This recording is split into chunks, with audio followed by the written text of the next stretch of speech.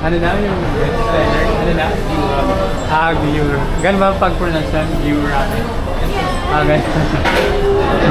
Thank you. Ikaw ba eh? Yun nga, what do you suggest, Sir Ramar?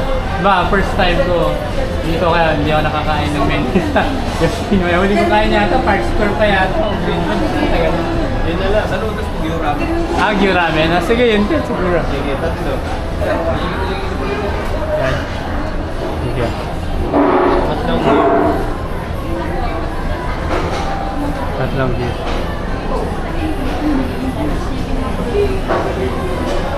Bakit kaya gyur yun? Titignan ko sa Google Maps. Anong drinks? Ano yung, Mr. Remar, ano yung drinks na masasuggest niyo? Sapo.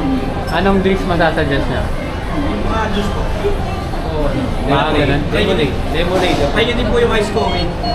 And marami na kami naging coffee kanina. Coffee bean, tapos ano na.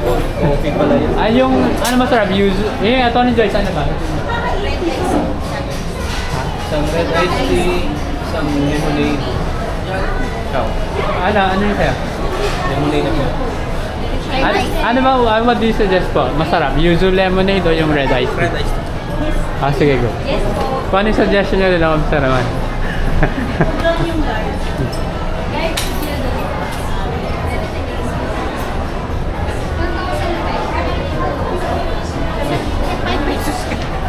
Meron akong 5 pesos dito. I'll take care of the 5. Nagkatuwa po kami ni Bayan.